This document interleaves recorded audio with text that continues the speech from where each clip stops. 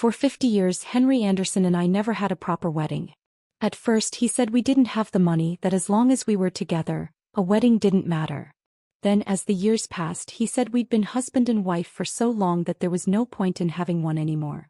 But on our 50th wedding anniversary he threw a grand wedding, one that had the whole town talking. Not with me but with the woman he had loved all along. From a distance I watched my husband, dressed in his finest suit, holding another woman tightly in his arms. The crowd cheered. Among them was my own son Jose, celebrating the union as if it were the happiest day of his life. I stood alone, frozen in place, and thought back on our marriage. 50 years, what had I endured? From the days when we squeezed into a cramped 300-square-foot rental, to the sprawling home with a garden that we built together. From raising Jose with tireless devotion, to now looking after our grandson, just as I had once cared for my son. 70 years old. 50 exhausting years. I have had enough. Henry came home still wearing the same suit from earlier, except now there was a faint lipstick stain on the collar. Our son Jose and his family followed closely behind him. I sat alone on the couch like a stranger in my own home. No lights on. No dinner prepared. When Jose flipped the switch, the sudden brightness revealed my silent figure. His voice shot up in surprise. "Mom? What are you doing here?" I let out a cold laugh. The question was ridiculous. I had lived in this house for over 40 years, and now my own son was questioning why I was here. When I didn't answer, Jose's tone softened, putting on an act of false concern. "Why aren't you in bed? Sitting here in the dark like this is kind of creepy." I turned to look at them, my voice steady but ice cold. "Where were you all today?" Henry had just finished changing his shoes when he strolled into the living room. He feigned ignorance, his voice casual. "What's wrong? You're acting strange today. I just want to know where you all were. What did you do?" I could no longer contain the fury welling up inside me. My voice rose, sharp and demanding. For the first time I was truly angry, and they all stared at me as if they couldn't believe it. "Mom, what's gotten into you? Why are you being so dramatic?" "We didn't go anywhere special. Just had some errands to run," Jose said, lying effortlessly. I shifted my gaze from him to Henry. He didn't bother to speak, silently agreeing with the lie. How pathetic. If I hadn't seen it with my own eyes, how long were they planning to keep up this farce? I raised my phone and played the video. On the screen, Henry stood before the whole town, dressed in his suit, kissing another woman at the altar while the crowd erupted in cheers. "Rebecca, you were spying on me." That was his first reaction. Not guilt. Not regret. Just anger at being caught. His face twisted in fury as he lunged forward, snatching my phone out of my hands and deleting the video. "I can't believe you followed me. Rebecca, I never thought you were this kind of person. We're old now. Why are you acting so childish, sneaking around and making baseless accusations? Paula has breast cancer. She doesn't have much time left. Her last wish was to have a wedding with me. How could I deny a dying friend such a simple request? We didn't tell you because we didn't want you to overthink it. We didn't want you to get upset over something so insignificant. But here you are making a scene." I stared at him, finding it all utterly laughable. He spoke as if throwing a grand wedding with another woman, something I had never been given in 50 years of marriage, was as trivial as taking a neighbor's dog for a walk. And even after getting caught, he wasn't even trying to make amends. He was just shifting all the blame onto me. A deep sense of exhaustion settled in my bones. "Oh, come on, Mom," Jose chimed in, his voice dripping with impatience. "At your age you should be above all this. Why are you acting so petty? Paula is dying. And you're jealous of a dying woman? That's just pathetic." I hadn't even spoken yet, but Jose had already chosen his side. His wife, Sophia, tugged at his arm, clearly uncomfortable with his words. "Jose, that's enough." Meanwhile, my 1-year-old grandson Jacob burst into frightened wails, startled by the tension in the room. Jose, who had his son late in life and spoiled him endlessly, finally shut up. But before storming off with his family, he shot me a glare as if I was the one ruining everything. And just like that, I was left alone with Henry. "Look at what you did," he sighed, straightening his sleeves before sinking onto the couch. "You just had to bring this up in front of everyone. Now the whole house is upset." I was done playing along. Calmly, I reached into my bag, pulled out the divorce papers I had already prepared and placed them on the coffee table. "Henry, let's get a divorce." The look on his face was almost amusing. As if he had truly believed I would simply swallow his excuses and forgive the man who had stood at the altar with another woman. "Rebecca, enough with the tantrum," he snapped. "We're in our 70s. We're not young anymore. Can't you just let it go?" He was right about one thing: we weren't young anymore. I never imagined that, at this stage in my life, I'd have to face the brutal reality that the man I spent half a century with was nothing more than a liar and a coward. But if anything, age was the very reason I couldn't afford to waste another second on him. "Exactly," I said, my voice steady. "We're not young anymore. Which is why I need to leave.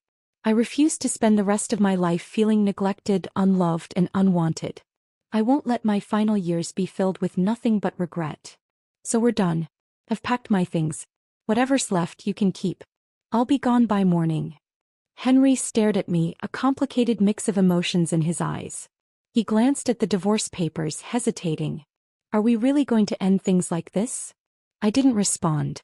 I simply turned away, ready to head to the guest room when he suddenly called out, "Fine. I'll sign. I admit it, I was wrong. I shouldn't have hidden it from you. If you ever need anything you can still reach out. Let's part on good terms. We're still friends." I just shook my head without looking back. There was nothing left to say. The next morning I wheeled my suitcase to the door. Jose was already up. He saw me. He saw the suitcase. And yet, instead of offering to help his 70-year-old mother carry her things, his only concern was, "Mom, you're being ridiculous. You and Dad have been together forever. How can you just divorce him like that? Who's going to cook? Who's going to clean? Who's going to take care of Jacob? You're making a big deal out of nothing. Dad was just doing something nice for Paula. They didn't do anything else. Why are you being so unreasonable?"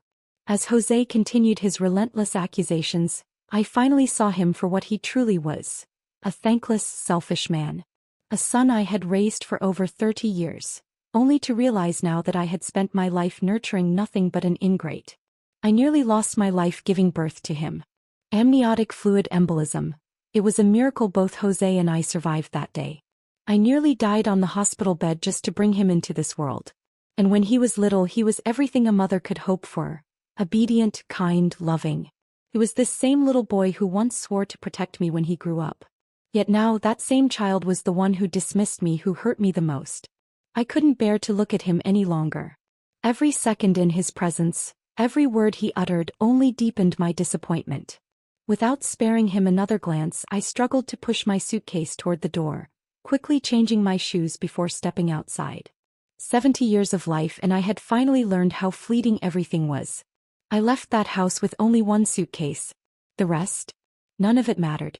Jose, frustrated that I wasn't responding, grabbed an empty glass from the counter and hurled it into the trash can. The sharp shatter of glass echoed through the room, its sound piercing and final. Just like that, our bond as mother and son fractured beyond repair. I turned to look at him one last time from the doorway. But as I did, whatever lingering affection I had for him dissolved completely. "Jose Torres, I am not your maid. I am your mother. What makes you think it's my duty to cook, clean, and serve you? Maybe I spoiled you too much all these years. That's why you've turned into this. You have let me down, Jose. I hope that after I leave, you'll take a moment to reflect on everything I've done for this family." And with that I was done. I didn't care if he had more to say. I didn't care if he wanted to argue. I turned and walked away. Even after stepping outside, I could still hear things being slammed around inside. But that wasn't my concern anymore.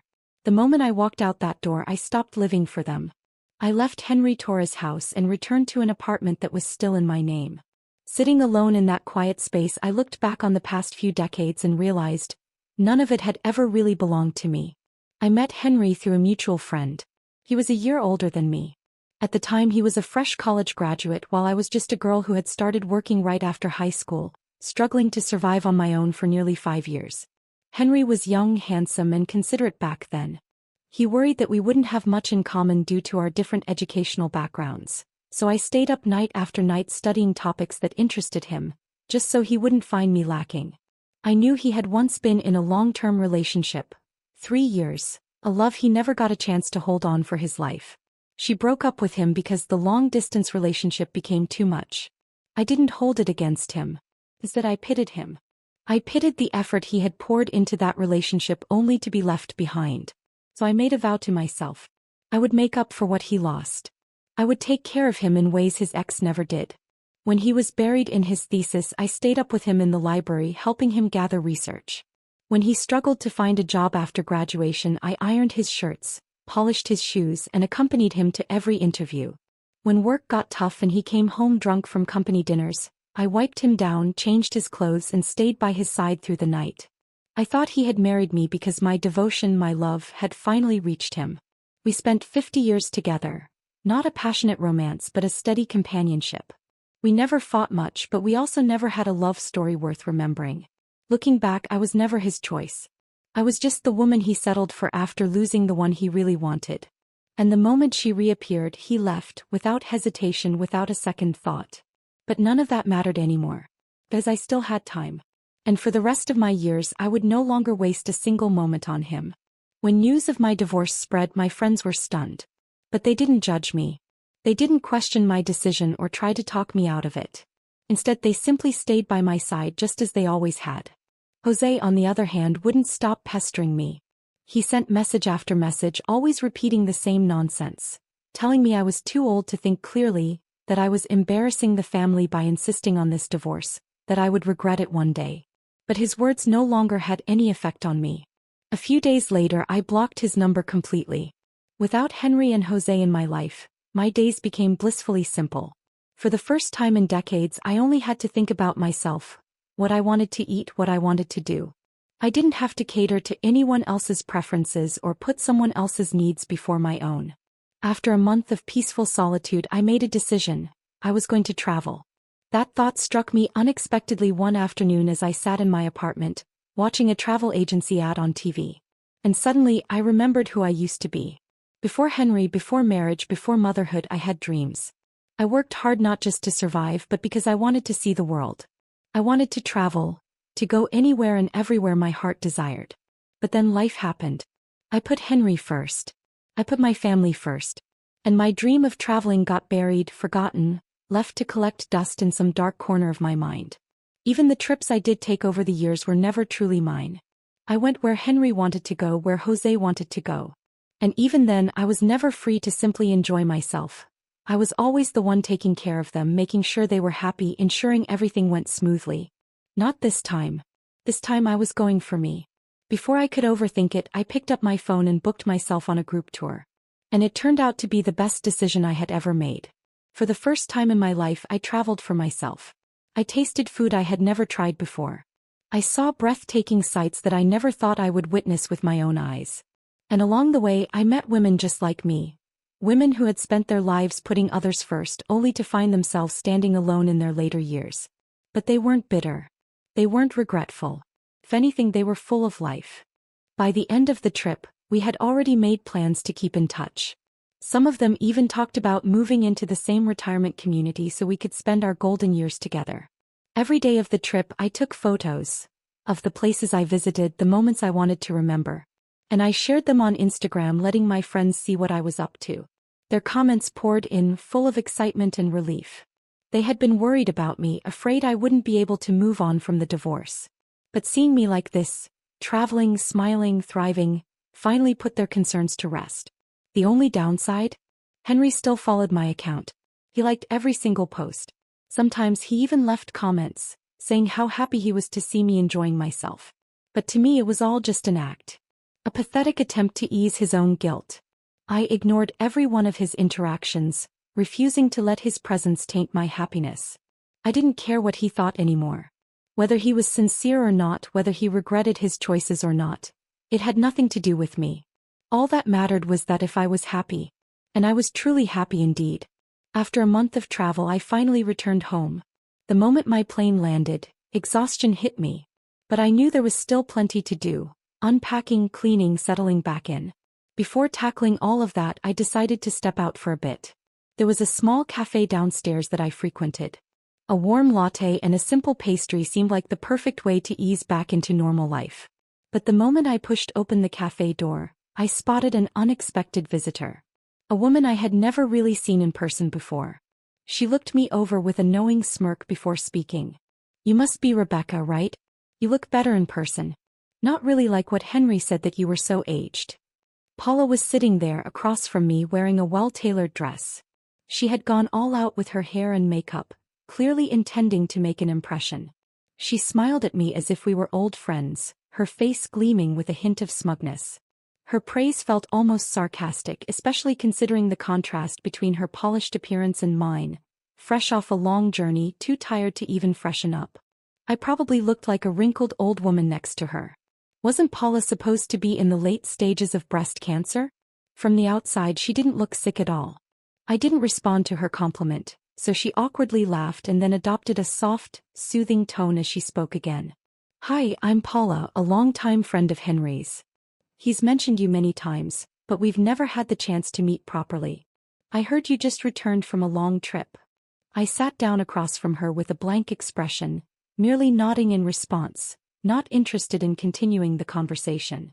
But Paula, as if ignoring the indifference in my tone, continued talking as though I hadn't spoken at all. You must be tired and nostalgic after being away from home for so long, right? At our age we become more sentimental. Life's been long, full of both gains and losses. Henry and I, for instance, we had to end our relationship because the long distance was just too hard. Honestly, we've always had feelings for each other, but we let go because it was too painful. She paused, her smile deepening, her eyes glinting with an almost proud, wistful air. Now, after all these years, we're both old and gray.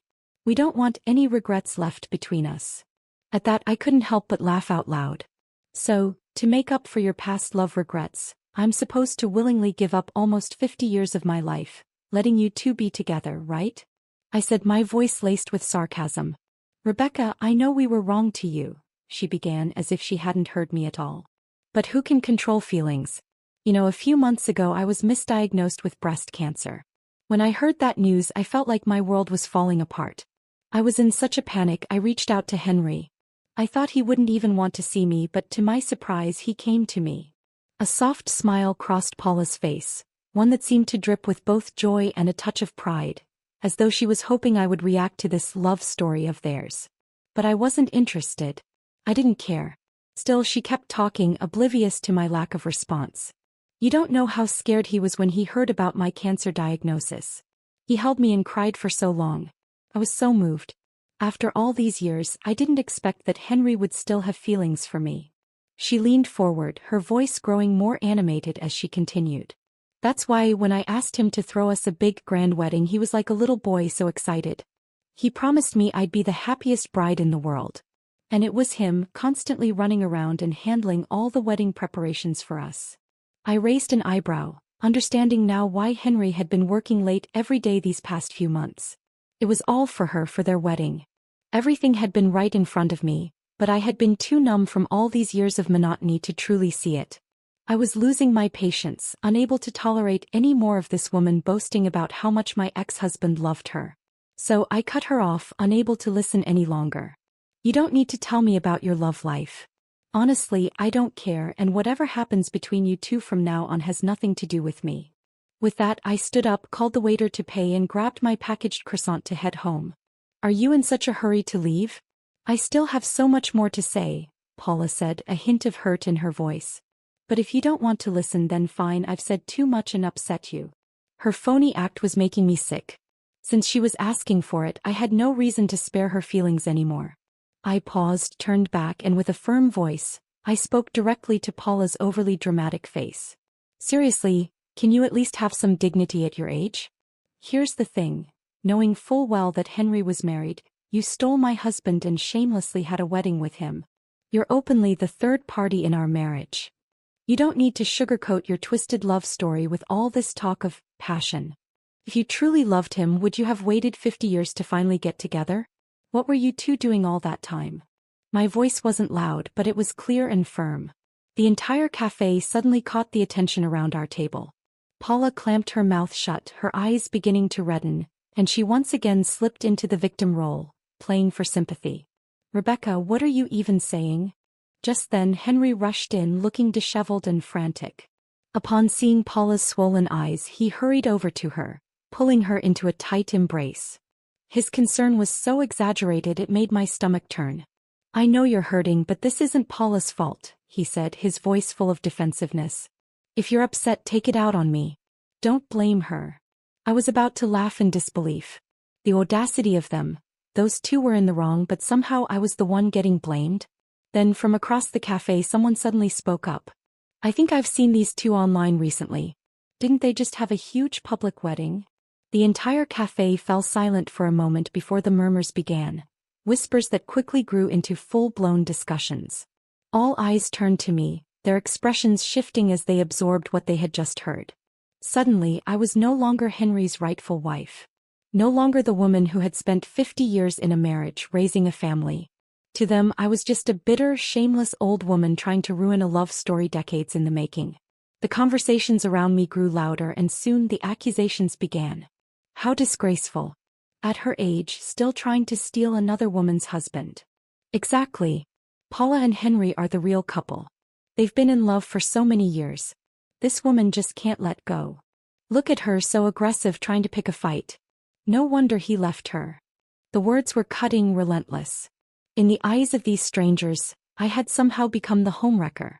Henry, who had been standing frozen in the chaos, seemed to hesitate, perhaps even thinking of clearing things up. His gaze flickered to me, filled with something that almost looked like guilt. But Paula wasn't about to let that happen. She had the upper hand now, and she was going to make sure I bore the weight of every insult thrown my way. Right on cue, she clutched her chest, her face contorting in pain as she leaned weakly into Henry's arms. "Henry, I don't feel well. What if the doctors were right? What if the cancer diagnosis wasn't a mistake after all?" And just like that, Paula crumpled into his embrace, feigning unconsciousness. Henry panicked immediately. Whatever guilt he had felt, whatever intention he had to defend me, evaporated in an instant. Paula, stay with me." He didn't even look back at me. Didn't care that moments ago I had been the one being humiliated. Didn't care that I was being falsely accused in front of an entire cafe. No, his only concern was Paula. Scooping her up in his arms, he rushed toward the exit, barking for someone to call an ambulance. The bystanders who had been gossiping about me just moments ago were now hurrying to help him, pulling out their phones, offering to call for assistance. Me? I was nothing. No one cared about my side of the story. No one wanted to hear the truth. I stood there for a moment watching the scene unfold, then turned and walked away. There was no point in staying in that wretched place a second longer. By the time I made it back to my empty apartment, I barely had the strength to take off my coat before collapsing onto the couch. And for the first time in a long, long time, I let myself cry. I cried until my chest ached. I cried for all the years I had wasted. For the humiliation I had suffered. For the sheer, infuriating injustice of it all. Henry was a selfish, heartless bastard. He had thrown me aside, trampled on our decades of marriage, and now he didn't even have the decency to acknowledge what I had endured. He didn't care that I was being ridiculed, that strangers were tearing me apart with their words. Why did he get to act like he was the victim? Why did I, his wife of 50 years, have to endure the humiliation of being called a homewrecker? And worst of all, why did I have nothing to prove that I was ever part of his life at all? The realization hit me like a punch to the gut. In 50 years of marriage, Henry and I had never had a wedding. In our early years, when money was tight, we hardly ever took photos together. Later, when we moved houses, I had left behind whatever few pictures we did have. At this point, the only undeniable proof of our relationship was the son we shared. Jose Torres. That ungrateful, selfish excuse for a son. But even Jose had long since turned his back on me. I knew he had heard about what had happened at the cafe. I knew because my phone had been buzzing non-stop with messages from him. Not a single one asked if I was okay. Not a single one showed concern for what I had gone through. No, Jose had only one thing to say. He called me cruel. A heartless, spiteful old woman. He accused me of making a scene, of pushing Paula too hard, of causing her to faint. Why did you have to go and do this, Mom? What was the point of making everything worse? Paula was being nice to you and you just had to stir up drama. What's wrong with you? You don't even care that you nearly put her back in the hospital, do you? That was my son. The child I had nearly died giving birth to. The boy I had raised, loved, and sacrificed for. And now he was calling me a monster. At that moment, I had no choice but to face the truth I had been avoiding for far too long. I had made so many mistakes in my life. I had married the wrong man. I had given birth to the wrong son. And I had wasted 50 years on people who had never truly loved me at all. In this digital age, scandals spread faster than wildfire. What happened at the cafe, my confrontation with Paula, her dramatic fainting, Henry rushing her to the hospital, was all caught on camera by nosy bystanders. Within hours, the video had gone viral. But of course, the footage didn't include my accusations against Paula. The clip that made its rounds online only showed Henry berating me, demanding to know why I was tormenting his beloved Paula. And the person who posted it didn't even try to be neutral. They outright framed it as Henry heroically defending his true love from a jealous, vengeful ex-wife trying to steal him away. Imagine that. 50 years of marriage, betrayed and discarded, and now I was being painted as the mistress. The comments were ruthless. Hundreds, no thousands, of strangers tore into me, calling me despicable, pathetic, shameless. An old woman trying to ruin a beautiful love story? Gross. She had her chance and Henry clearly moved on. Why is she still clinging? Paula is so elegant and kind, and yet this bitter ex-wife is harassing her? What a disgrace. I tried once, just once, to post a statement, to say my piece, to tell the truth. But my words were immediately drowned out by waves of new comments, fresh insults burying my voice before it could even be heard. And perhaps if things had just continued this way, the internet would have moved on in a few days. People would have forgotten me, found a new scandal to obsess over. But then Jose, the son I had given my life to raising, drove the final nail into the coffin. At the height of the controversy, when my name was still trending in the worst way possible, he posted a photo online. Not a photo of me. Not even an old family picture with Henry. It was a picture of Paula and Henry, hand in hand, gazing at each other with deep affection. Behind them, Jose and his wife stood smiling, a picture-perfect happy family. And beneath it, the caption read, "As long as my family is together, that's all that matters." My own son. Publicly choosing her over me. To the internet, that was all the proof they needed. If my own child was supporting Paula, then clearly I was the problem. I watched helplessly as the hatred against me intensified. Even her son doesn't want her around. That says it all. She must have been a nightmare as a wife and mother if her family abandoned her like this. This is embarrassing. Imagine being so bitter your own kid turns against you. I didn't know how to fight back. I asked my friends to speak up for me, to post the truth. But it didn't matter. Their words were drowned out, ignored, just like my marriage, just like my place in my own family. And so I stopped trying. For days I barely left my apartment. I shut myself off from the world, learned to endure the loneliness. I spent my time in silence trying to rebuild the pieces of myself that had been shattered. But then something unexpected happened. The women I had met during my trip, the friends I had made, found me. One afternoon they showed up at my door unannounced. And when they saw the state I was in, hollow-eyed, drained, utterly exhausted from the weight of it all, each one of them reacted with the same fierce emotion. "My dear friend, we've only been apart for a week and now this? I can't believe what they've done to you. No matter what the internet says, we know the truth. That woman, she has liar written all over her face. And Henry, an old fool, running around playing romantic hero like he's still in his 20s? Pathetic. And don't even get me started on that son of yours. Posting that picture just to humiliate you? Absolutely unforgivable." Hearing them speak up for me without hesitation, without doubt, I lost it. The floodgates broke, and for the first time in weeks I let myself cry. Not because I was sad, but because I was overwhelmed. Because these women, whom I had only known for a month, believed in me more than the people I had spent my entire life loving. And when the tears subsided, when my breathing steadied, I finally let it all out. I told them everything. Every injustice. Every betrayal. Every moment I had spent bending over backward for people who never once appreciated me. By the time I was done, something in me had shifted. Like a long-held burden had finally been lifted. I wiped my face, took a deep breath, and sat up straighter. "Screw Henry," I declared, a newfound lightness in my voice. "Who cares? Let him have Paula. I wouldn't take him back if he begged. And Jose, that ungrateful bastard, he wants Paula as his mother? Fine. He can have her. I'm done with him too. My friends exchanged relieved glances. We were worried you wouldn't be able to let go, one of them admitted. But seeing you like this, we should have known better. Enough about those losers, another chimed in. Let's talk about us. Are we still looking at that retirement home together? Outside, the gray clouds that had lingered for days had finally begun to part. Sunlight streamed through my apartment window, warm and golden. And inside, for the first time in a long time, I wasn't alone. We sat together, laughing, talking, making plans for the future. Not just about the retirement home, but about our next trip. Because there was still so much of the world left to see. And this time I was going to live for myself. Day by day, my life gradually returned to peace, while Henry's world, on the other hand, descended into chaos. The moment our divorce was finalized, Paula wasted no time moving into Henry Torres' house.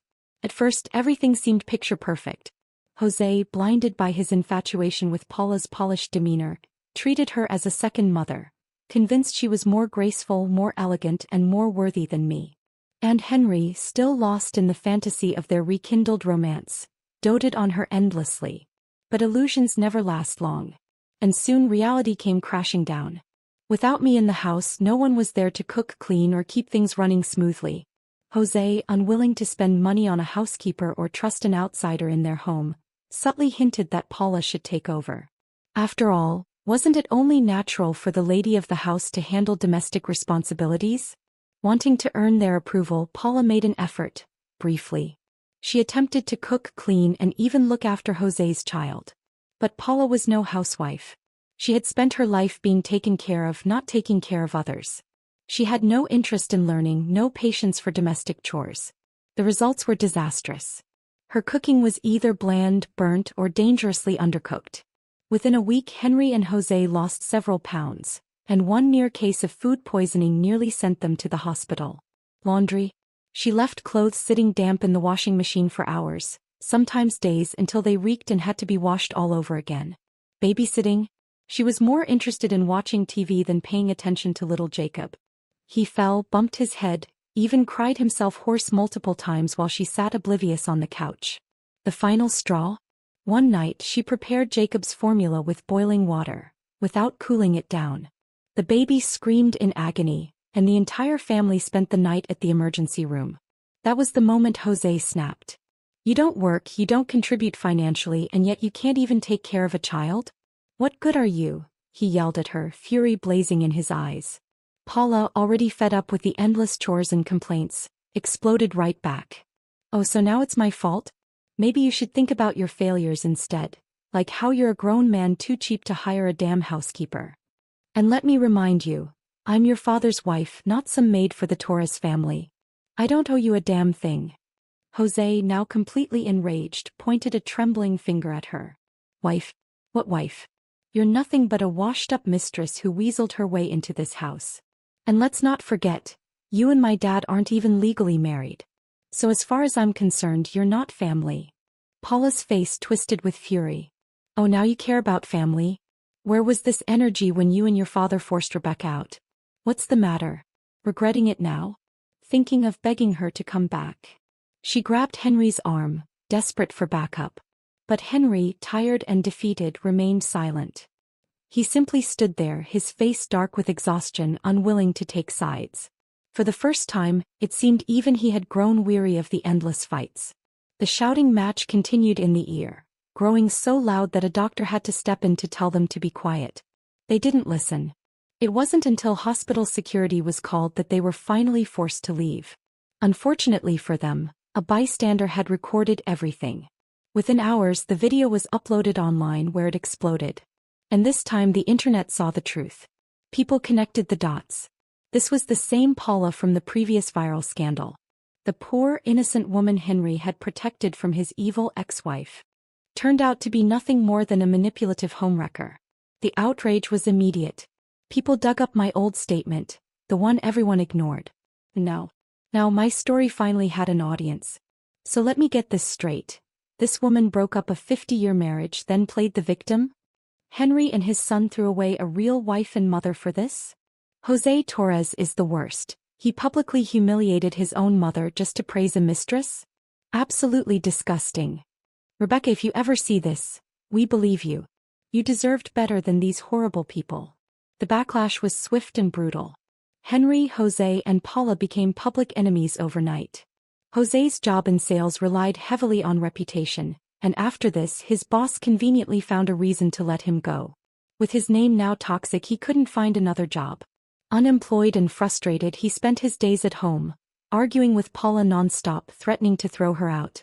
Henry, caught in the middle, could do nothing. One side was the woman he had waited for, the love of his life, but the other side was his only son, whose life had been destroyed because of Paula. Whichever choice he made, he lost. So instead he just gave up.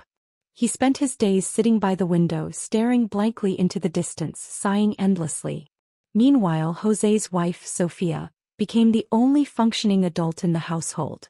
She worked full-time, then came home to cook, clean, and care for their son, completely overworked, completely exhausted. And finally, when she couldn't take it anymore, she reached out to me. "Mom, when are you coming back? We need you. The house is falling apart without you." Her message arrived just as I was mid-spin, dancing in the arms of a charming man I had met at the ballroom. I glanced at my phone. Then with a smirk I turned it over and ignored it. I was finally living for myself. And I wasn't going back. Fernando was a man around my age. His wife had passed away 10 years ago, and though he never remarried, he found solace in dance. At the ballroom he was a regular, warm, elegant, and effortlessly charming.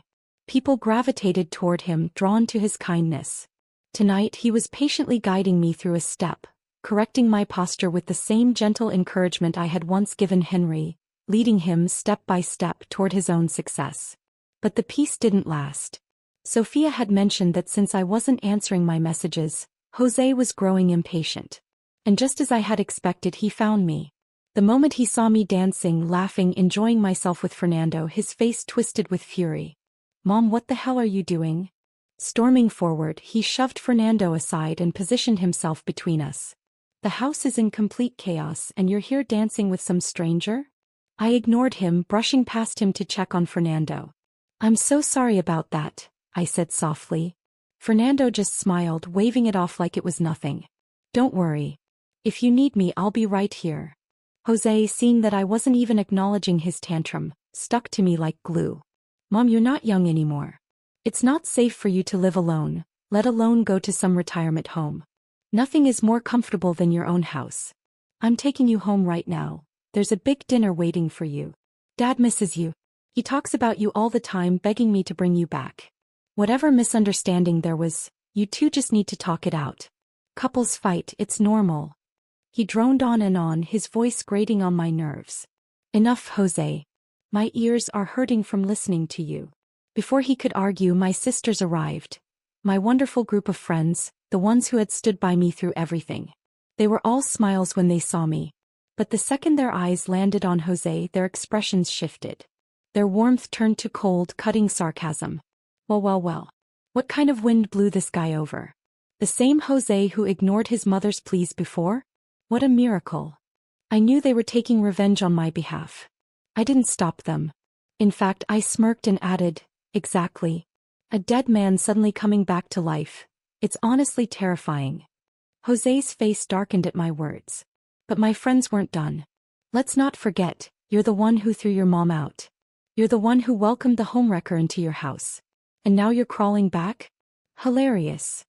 Your mom is thriving. She has us, she has new friends, and let's be honest, she's having way more fun now than she ever did living as your unpaid maid.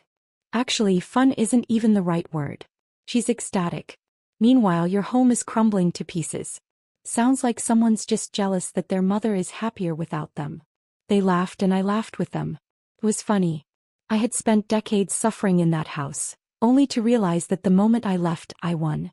I had my freedom, my peace, my happiness. And they, Henry, Jose, Paula, they were miserable. Jose opened his mouth, hesitated, then forced himself to swallow his pride. His voice turned pitiful. "Mom, I know I was wrong. Can you forgive me? Just this once. Paula is gone, I kicked her out. You don't have to worry anymore. You can come home now." I shook my head. "I'm not going back." Jose's face crumbled. And then, to my utter disbelief, he dropped to his knees.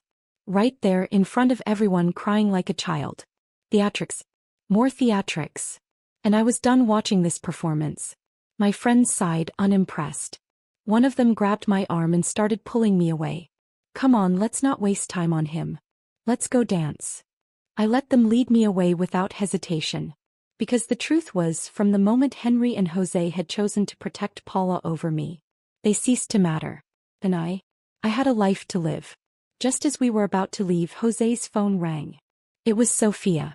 I didn't know what she said, but whatever it was, it shocked Jose so much that his phone slipped from his hands and crashed onto the floor. For a long moment he just stood there, frozen, his face drained of color. A horrible thought struck me. It's not Jacob, is it? My grandson was innocent in all this. No matter what had happened between me and his father, I would never want anything to happen to him. Jose, answer me. What happened? Is it Jacob? I was frantic, ready to shake him if I had to. But no matter how many times I asked, he just stood there, dazed and unresponsive. Minutes passed before he finally snapped out of it. And when he did, tears streamed down his face, his entire body trembling as he let out a gut-wrenching sob. Mom, please come with me to the hospital. Dad, his voice cracked. Dad had a stroke. He's in critical condition. The doctor says he might not make it. Despite everything, despite all the resentment I had built up, my heart still faltered for a second. I had spent half a century by Henry's side. Even if he had hurt me, even if I no longer loved him, I couldn't deny what we had once shared. I stood there, torn, caught between the past and the present. Should I go? Should I even care? Sensing my hesitation, my friends stepped in, their voices gentle yet firm. Rebecca, if you want to go, then go. We know you've moved on, but that doesn't mean you can erase 50 years overnight. That's right. Whether you care for him or not anymore, seeing him one last time won't change the life you've built now. But if you don't go, you might regret it later. They were right. I wasn't doing this for Henry. I was doing it for myself. So without another word, I followed Jose to the hospital. To say goodbye. It had been months since I last saw Henry. And yet here he was, hooked up to machines, his frail body covered in wires and monitors, still unconscious. Through the glass window of the hospital room I stood motionless. Sophia looked at me with pleading eyes, clutching my hand as she whispered, "Mom." I didn't respond. I didn't step inside. I just kept staring at the man lying in that bed. To say I felt nothing would be a lie. 50 years of marriage, no matter how much pain it had brought me, couldn't be erased so easily. It wasn't love anymore. But there was something else, something closer to family, the weight of shared history pressing down on my chest. Jose, on the other hand, was inconsolable. He crouched on the floor, sobbing, his hands gripping his hair as he kept repeating, "How? How did this happen? Dad was fine this morning. How did this happen?" At that, Sophia's face darkened, her frustration bubbling over. "Isn't it obvious? It's because of that woman. She's the reason Henry ended up like this." My stomach twisted. What happened? Tell me everything. Sophia scoffed, her voice laced with disdain. You have no idea how awful that woman really is. She exhaled sharply, then began explaining. After we threw her out, she disappeared for a few days. We thought she was gone for good, but no. She suddenly came back with some old man we'd never seen before and paraded him in front of Henry. Henry was furious. He told her to get out and never come back. But today she returned again, hair a mess, looking completely unhinged. I was home at the time, but I figured it was their business, so I stayed upstairs and didn't interfere. Sophia swallowed hard, her voice breaking. I overheard everything. She wanted to reconcile, to come back. Henry refused. So she threatened him. Said if he didn't take her back, she'd never leave. She hesitated, her hands trembling. I couldn't take it anymore, so I finally went downstairs to tell her off. But before I even reached them, I heard their argument escalate. Then, a loud thud. By the time I got there, she was gone. And Henry. Her breath hitched. Henry was on the floor, unconscious, blood pooling around his head. He hit the corner of the table when he collapsed. I panicked. Called an ambulance immediately. But it was too late. The doctor said it was a stroke. Jose, shaking with rage, shot to his feet and stormed toward the exit. I'll find that bitch myself. I'll make her pay. Sophia blocked him. I already called the police. You need to stay here and wait for your father to wake up. My gaze drifted back to Henry's lifeless form, still unmoving in his hospital bed. I sighed. A long tired sigh. I wasn't sure what I was feeling. Pity? Resentment? Closure? Then suddenly, who here is Rebecca? The patient keeps calling for her. A doctor rushed out, scanning the room. I lifted my hand slightly. That's me. Come quickly, he urged. He just regained consciousness, but his condition is critical. He won't stop asking for you. One last time, I thought. One last meeting and then we would be done forever. When I stepped inside, Henry struggled to lift his hand as if reaching for me. But his body was too weak and he could only stare. Rebecca, you came. His voice was barely a whisper. I thought, you wouldn't want to see me again. I didn't answer. I simply walked to the side table, intending to pour him a glass of warm water. No, don't. He shook his head weakly. You don't have to do anything for me anymore. Smee. I was the one who failed you. His voice cracked as tears slid down his wrinkled cheeks. Rebecca, all these days I've finally realized just how good you were to me. I was blind, selfish. I never appreciated you until it was too late. He wept. I set the cup down. There was no need for me to serve him anymore. Henry, I said, my voice steady, I know you want my forgiveness. But I'm not going to give it to you. His lips trembled, his eyes filled with regret. You wasted 50 years of my life. How could I possibly forgive that? He fell silent. Slowly, his expression crumbled under the weight of his own guilt. But, I continued, I don't hate you either. I just want us to live separately without interfering in each other's lives ever again. Paula destroyed you and you should focus on recovering and staying away from her. As for me, I'm doing just fine. I live for myself now.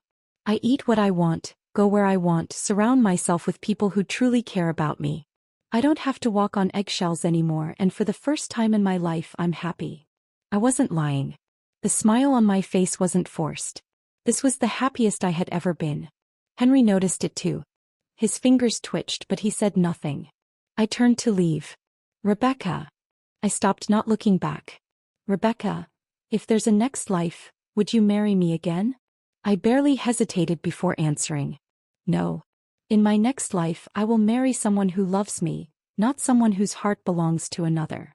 Henry let out a broken cough. But he didn't argue. As we both knew, I had already moved on.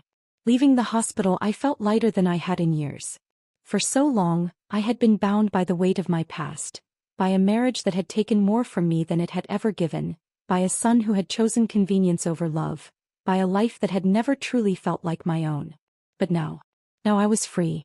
And for the first time I embraced that freedom wholeheartedly. The very next day I packed my bags.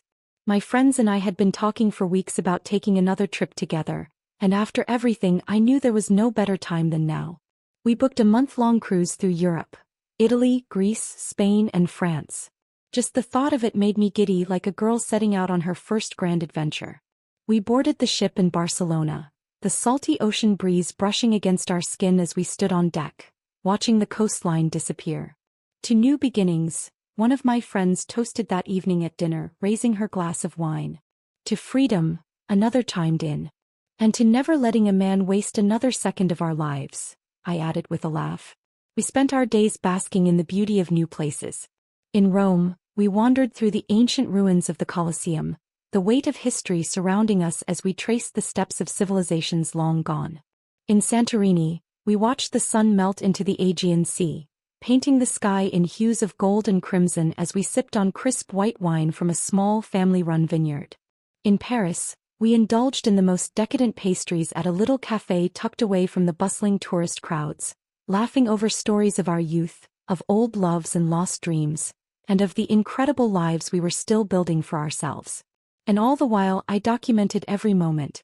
I filled my phone with pictures, not for anyone else, not for validation, but for me. As this was my life now. A life where I woke up each morning with excitement instead of dread.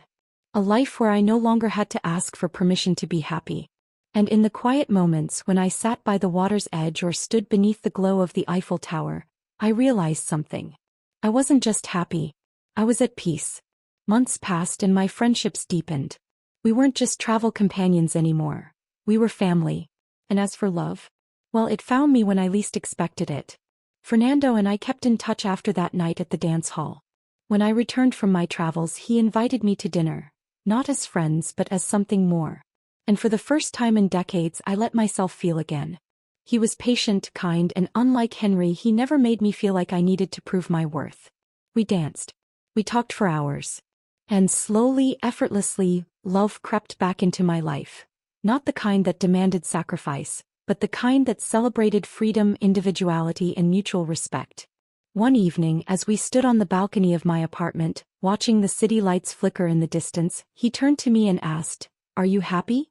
I didn't hesitate. More than I ever thought possible. And that was the truth. I had lost so much. But in the end, I had gained something far greater. Myself.